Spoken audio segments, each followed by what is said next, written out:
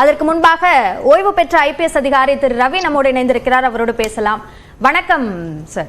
இந்த குற்றம், இந்த குற்ற சம்பவத்தை நீங்க எப்படி பாக்குறீங்க? இது ஒரு தனிநபர் ஒழுக்கம் சார்ந்த ஒரு விஷயமா பார்க்கணுமா அல்லது சமூக பிரச்சனையா பார்க்கணும்னு நினைக்கிறீங்களா?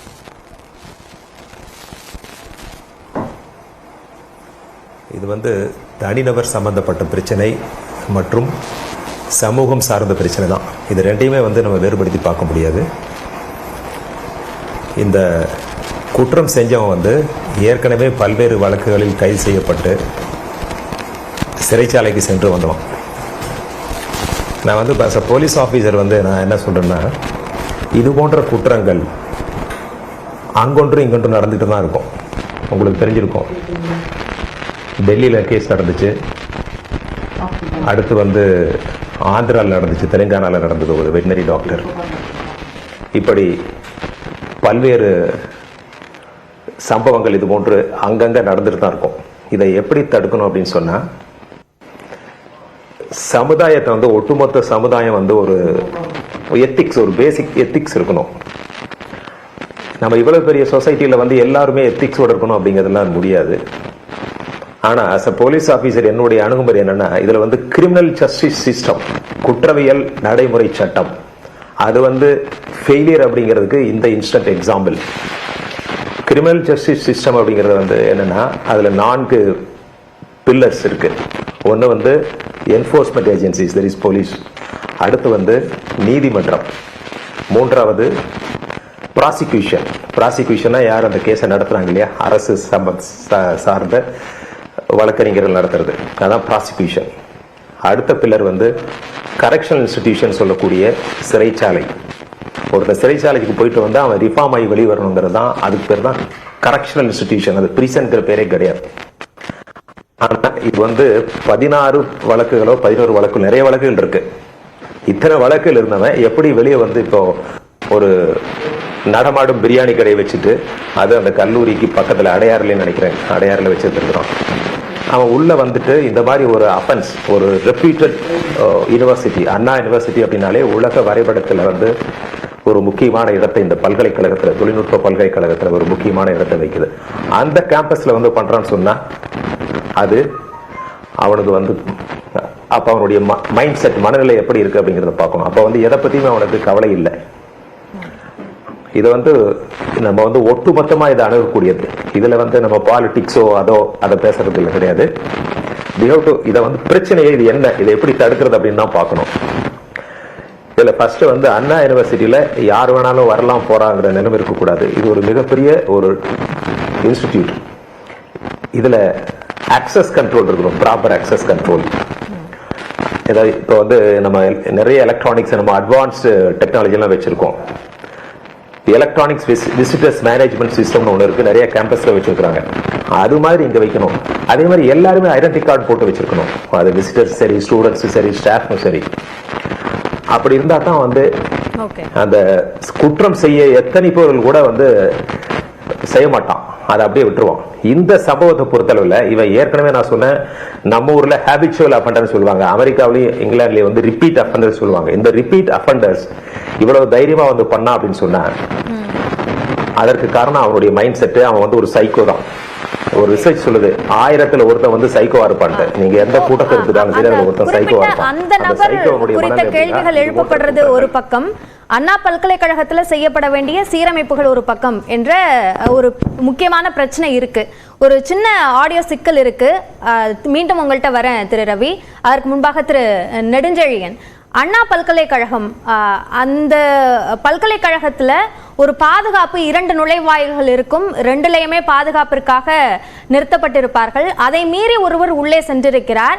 இப்படியான ஒரு கொடூரம் நிகழ்ந்திருக்கிறது. இப்போ ஒரு கல்வி நிறுவனமோ அல்லது ஒரு பல்கலைக்கழகமோ இருக்கு அப்படின்னா, ஒரு மாணவிக்கு இப்படியான ஒரு சம்பவங்கள் நடந்துட்டா அதை சரி பண்றதுக்கோ அல்லது சரி செய்யறதுக்கு, விசாரணை நடத்துறதுக்கு குழுக்கள் இருக்கு. நடக்காமல் பார்த்து கொள்வதற்கு இந்த குழுக்கள் அமைக்கப்படணும் என்ற விதிகள் ஏதேனும் இருக்கா? இது மெயினாக நிறைய இதுக்கு நம்ம ரிஃபார்ம்ஸ் கமிட்டி இதெல்லாம் போட்டு ஒவ்வொன்றும் பாலிசி லெவலில் நிறைய ரெக்கார்ட்ஸில் இருக்குது. பட் அவங்க போலீஸ் ஆஃபீஸர் அவங்க சொன்ன மாதிரி, மிஸ்டர் ரவி சார் சொன்ன மாதிரி, நம்ம இது அஃபண்டர்ஸ் சீரியல் அஃபெண்டர்ஸ் வந்து பேசிக்கலி இந்த மாதிரி வந்து ஃப்ரீக்வெண்ட்டாக பண்ணுறவங்க இருந்தாங்கன்னா அவங்க எங்கெல்லாம் லூப் ஹோல்ஸ் இருக்குங்கிறத வந்து பார்ப்பாங்க. பட் இந்த கேம்பஸை பொறுத்த வரைக்கும் எனாமஸ் பேஸில் வந்து உள்ளே வரலாம். நான் எவ்ரி மந்த் அங்கே செமினார் எடுக்கிறோம், நாங்களும் ரெகுலராக போயிட்டுருக்கோம். இந்த கேம்பஸோட மெயின் திங் என்னென்னா, இப்போ நானும் அதே கேம்பஸில் தான் வந்து நான் 1986 to 90 படித்தோம். அப்போல்லாம் வந்து பார்த்தீங்கன்னா சீனியர்ஸ் ஜூனியர்ஸ் இன்ட்ராக்ஷன் வந்து ஹெவியாக இருக்கும். ஃபஸ்ட் இயர்லேருந்து ஃபைனல் இயர் வரைக்கும் எல்லாருக்கும் தெரியும், ஹாஸ்டலுக்கு எல்லாருக்கும். அண்ட் எந்த இடத்துல போனாலும் ஸ்டூடெண்ட்ஸோட மொபிலிட்டி இருக்கும். அப்போல்லாம் இதை விட அந்த மரங்கள் அதிகமாக இருந்தது, பில்டிங்ஸ்லாம் கம்மியாக இருந்தது, நிறைய டார்க்னஸ்லாம் இருந்தது. ஸ்டூடெண்ட்ஸ் போயிட்டு வர்றது எல்லாமே வந்து யார் இருந்தாலும் இப்போ நீங்கள் இந்த ஒரு பாயிண்ட்ல என்ன அப்படின்னா, இவர் எப்படி வந்து உள்ளே வந்தார் அப்படிங்கிறத விட ஸ்டூடெண்ட்ஸ்குள்ளே ஏன் யூனிட்டி இல்லை. இப்போ அந்த பையன் ஓடினார்னா ஒரு 5 பையனை கூட்டிகிட்டு வந்து உடனே வந்து அந்த இடத்துல வந்து திருப்பி அதை எஸ்கலேட் பண்ணலாம், அதை நம்ம பண்ணலை. அப்போ வந்து நான் வந்து இதில் வந்து இப்போ நாங்கள் கேம்பஸ் போனாலே அந்த ஸ்டூடெண்ட்ஸ் அந்த லாபியில் வந்து லைட் வெறும் மொபைல் லைட்டு தான் நிறைய தெரியுது. அவங்க யாரும் அவங்களுக்குள்ள இன்ட்ராக்ஷன் இல்லை. இது வந்து இட் இஸ் ஆல்பர்ட் ஐன்ஸ்டைன் சொன்ன மாதிரி ஹியூமன் இன்ட்ராக்ஷன் வந்து எவ்வளோக்கு எவ்வளோ குறைதோ அவ்வளோக்கு எவ்வளோ கிரைம் ரேட் வந்து அதிகமாகும். பிகாஸ் உங்களுக்கு ஷேரிங்க்கு ஆள் இல்லை, உங்களை ரெஸ்கியூ பண்ணுறதுக்கு ஆள் இல்லை, உங்களுக்கு ஒரு சடன் ஹெல்ப் வேணுன்னா நீங்கள் உங்கள்கிட்ட யார்ட்டையும் ஷேரிங் இல்லை அப்படின்னா எல்லாரும் நம்ம டிஜிட்டலுக்குள்ளே மூழ்கிட்டு இருக்கோம். நம்ம வந்து நம்மளோட பிரச்சனைகளை மற்றவங்கள்ட்ட ஷேர் பண்ணுறதில்ல, உடனே நம்ம ஹெல்ப் கேட்குறதுக்கு நம்ம வந்து ஹெசிடேட் பண்ணுறோம் அப்படின்னா நம்ம வந்து அவ்வளோ வீக்காக இருக்குமா. கேம்பஸில் வந்து ஒரு ஸ்டூடெண்ட்ஸ் வந்து இன்னொருத்தங்க தேர்ட் பார்ட்டி வந்து த்ரெட்டன் பண்ணுற அளவுக்கு இருக்குது அப்படின்னா, அதுவும் இன்சைட் த கேம்பஸ். இதெல்லாம் ஹிஸ்ட்ரியிலே நாங்கள் படிக்கும் போதெல்லாம் கிடையாது. எங்கள் சீனியர்ஸ் வந்து ஏதாவது ஒரு பிரச்சனை அப்படின்னா ஹோல் பேட்சே வெளியே வரும், ஹோல் காலேஜே வரும், நிறைய ஹெல்ப் பண்ணி எல்லாரையும் வந்து அந்த ப்ராப்ளத்தை எப்படி சால்வ் பண்ணணும் எல்லாமே எல்லா லெவல்லையும் ஹேண்டில் பண்ணுறதுக்கு இன்ஸ்டிடியூஷனும் உங்களுக்கு வந்து அந்த இது வந்து கொடுக்கும். பட் இந்த இடத்துல வந்து பார்த்தோம் அப்படின்னா இது வந்து ஈவன் நீங்கள் வந்து பேசிக்கலி செக்யூரிட்டி லெவல் எடுத்துட்டீங்க அப்படின்னா, இப்போ நீங்கள் வந்து இப்போ நம்ம கவர்னர் எதிர்த்தாப்புல கவர்னர் ஆஃபீஸ் இருக்குது, அங்கே இருக்கிற செக்யூரிட்டியும் பாருங்கள். இந்த மாதிரி இன்ஸ்டிடியூஷன் ஐஐடி இந்த கிண்டிலாம் பார்த்தீங்கன்னா அந்தளவுக்கு செக்யூரிட்டியோட ஸ்டாண்டர்ட்ஸ் வந்து அந்தளவுக்கு இல்லை. ஏன்னா இப்போ வர்றாங்க அப்படின்னா அவங்க யார் வராங்க இது பண்ணுறாங்க, இவங்க வந்து ஃப்ரீக்வெண்ட்டாக மெயின் கேட்டில் நின்னா மட்டும் போதாது, அது உள்ளே நீங்கள் பெட்ரோலிங் இருக்கணும். உங்களை சிசிடிவி கேமரா வந்து ஒர்க் பண்ணலைன்னா அதை உடனே எஸ்கலேட் பண்ணணும். Again coming to apex authorities, இப்போ ஒரு வைஸ் சான்சலர் இல்லை அப்படின்னா ரிஜிஸ்ட்ரார் வந்து ஒரு இன்டரிம் பீரியடில் தான் இருப்பார். அவருக்கு சில டிசிஷன் மேக்கிங் எடுக்கிறதுல வந்து நிறைய சேலஞ்சஸ் இருக்கலாம். அதனால் நம்ம அவரை விக்டிமைஸ் பண்ண முடியாது. ஏன் வந்து வைஸ் சான்சலர்னு வந்து தமிழ்நாடு கவர்மெண்ட் வந்து இவ்வளோ அலறிட்டு இருக்கும்போது இதை பற்றியே கண்டுக்காமல், இது வந்து எஜுகேஷனையும் அஃபெக்ட் பண்ணுது, செக்யூரிட்டியும் அஃபெக்ட் பண்ணுது, ஸ்டூடெண்ட்டோட க்ரோத்தையும் அஃபெக்ட் பண்ணுது அப்படின்னா நம்ம கவர்னன்ஸில் நம்ம எங்கே ஃபெயில் ஆகிறோம். இது வந்து எவ்ரி ஆஸ்பெக்ட்ஸ் இது கவர்னன்ஸில் வந்து இட் இஸ் நாட்.